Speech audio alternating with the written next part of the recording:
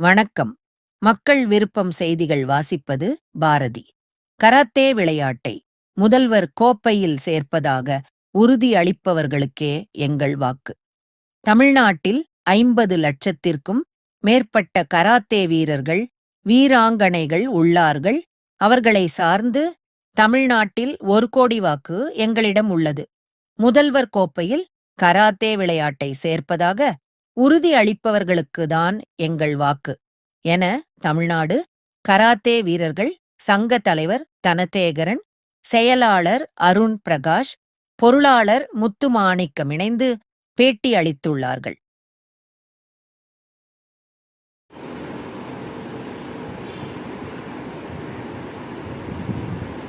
அனைவருக்கும் வணக்கம். தமிழ்நாடு கராத்தே வீரர்கள் சங்கத்தின் தலைவர் தனசேகரன், செயலாளர் அருண், பொருளாளர் முத்துமாணிக்கம்.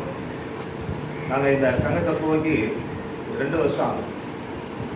இந்த சங்கம் துவக்கப்பட்டதுக்கு காரணமே இந்த தமிழனின் தற்காப்பு கலைக்கு அங்கீகாரம் இல்லை. ஆனால் தமிழ்நாட்டில் பார்த்தீங்கன்னா அங்கீகாரம் இருக்கு அப்படின்னு சொல்லி ஏழை அப்பாவி மாணவிகளை ஏமாற்றி நிறைய ஊழல்கள் பண்ணிட்டு இருக்காங்க. இது சம்பந்தமாக தமிழக அரசுக்கு பல புகார்கள் கொடுத்துருக்கோம். அதனால் ஏழை குழந்தைங்களை காப்பாற்றணும், இந்த அப்பாவி கராத்தே வீரர்களுக்கு அங்கீகாரம் கிடைக்க அரசுக்கு குரல் கொடுக்கணும் அப்படின்ற அந்த எண்ணத்தில் 2 வருஷத்துக்கு முன்னாடி துவங்கப்பட்டது தான் தமிழ்நாடு கராத்தே வீரர்கள் சங்கம். இந்த சங்கத்தில் இன்னைக்கு 12 மாவட்டங்கள் இணைஞ்சிருக்காங்க. நிறைய மாவட்டங்கள் இணையத்துக்கு தயாராக இருக்காங்க. இது தமிழனின் வீரக்கலை. இந்த வீரக்கலைக்கு அகில இந்திய அளவில் அங்கீகாரம் இருந்தது. ஆனால் அந்த அங்கீகாரத்தை இழந்து கிட்டத்தட்ட 7 ஆண்டுகள் ஆயிடுச்சு. எப்படி இழந்தோம் அப்படின்னா, அகில இந்திய கராத்தே சங்கம் ஹாய், இந்த சங்கத்திலே 1500 கோடி ஊழல் வழக்கு இன்னைக்கும் நிலுவையில் இருக்கு. அதனால மத்திய விளையாட்டு அமைச்சகம், இந்திய ஒலிம்பிக் சங்கம் அகில இந்திய கராத்தே சங்கத்திற்கு வழங்கிய அங்கீகாரத்தை ரத்து பண்ணிட்டாங்க. இது நாள் வரை அகில இந்திய கராத்தே சங்கத்தை பற்றி எந்த ஒரு தகவலும் எங்களுக்கு கிடைக்காதனால இந்தியா முழுவதும் கோடிக்கணக்கான கராத்தே வீரர்கள், நாம் குறிப்பாக பேசக்கூடியது தமிழகத்திற்கு, தமிழின் தற்காப்பு கலைக்கு அங்கீகாரம் இல்லை. நாம் தமிழர்கள் தமிழ்நாட்டிலே வாழ்ந்து கொண்டிருக்கின்றோம். தமிழகத்தை தமிழர்கள் ஆட்சி செய்து கொண்டிருக்கிறார்கள். ஆனால் இந்த தமிழரின் வீரக்கலைக்கு அங்கீகாரம் இல்லை என்று நினைக்கும் போது வெட்கமாக இருக்குது, வேதனையாக இருக்குது. தமிழக முதல்வர் கோப்பை போட்டியில் 38 விளையாட்டுகளுக்கு தமிழக அரசு 38 கோடி ஒதுக்குறாங்க. ஆனால் இன்னைக்கு தமிழகத்தில் இருக்கக்கூடிய 50 லட்சத்துக்கும் மேற்பட்ட கராத்தே வீரர்கள் வீராங்கனைகள் இந்த கலை முதல்வர் கோப்பை போட்டியில் சேர்த்துக் கொள்ளப்படாதது எங்களுக்கெல்லாம் மிகுந்த வேதனை அளிக்கின்றது. முதல்வர் கோப்பை போட்டியில் சேர்த்துக்கிறோம், தமிழக அளவில் எங்களுக்கு அங்கீகாரம் கிடைக்கணும்னு சொல்லி இந்த அரசுக்கு பலமுறை முதலமைச்சர், விளையாட்டுத்துறை அமைச்சருக்கு நிறைய கோரிக்கைகள் நாங்கள் சங்கத்தின் சார்பாக வச்சுருக்கோம். ஆனால் விளையாட்டு மேம்பாட்டு ஆணையம் கை விரிச்சிருச்சு.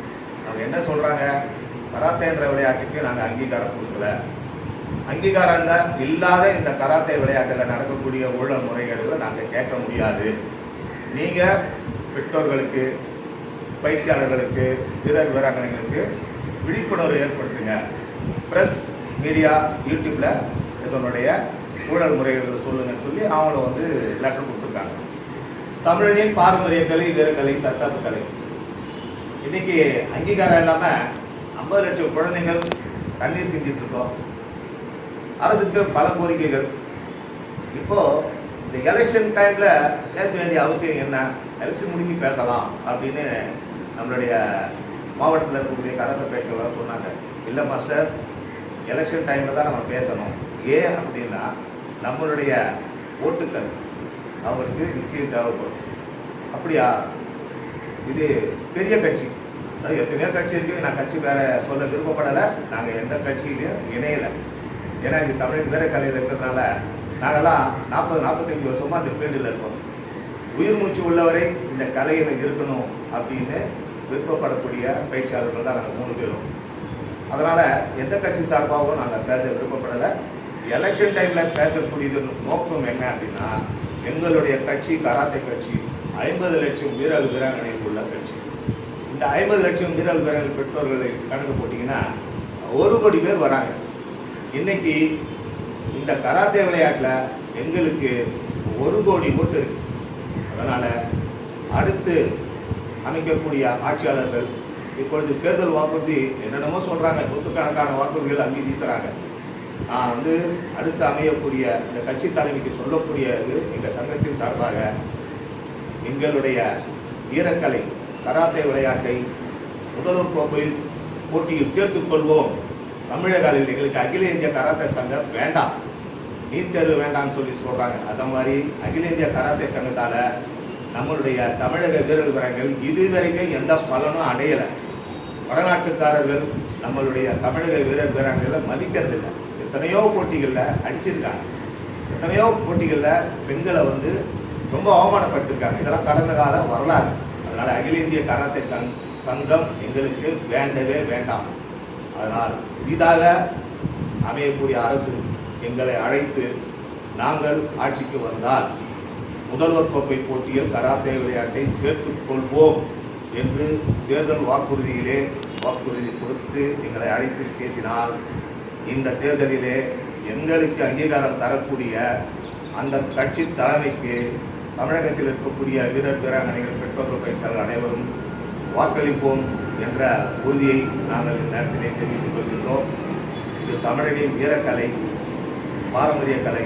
இது வீரக்கலை என்பதற்கு நிறைய ஆதாரங்கள் இருக்கின்றன. ஒவ்வொருத்தரும் சொல்கிறாங்க இது வெளிநாட்டு கலை, இது ஜப்பான் கலை. அப்படியெல்லாம் கிடையாது. இது தமிழனின் வீரக்கலை. இது கரங்களை கொண்டு பயிற்சி செய்யும் பயிற்சி கரத்தை என்பது ஏட்டுச்சூடிலே இருக்குது. இது 50 ஆண்டுகளுக்கு முன்பே என்னுடைய ஆசான் சொல்லியிருக்காரு.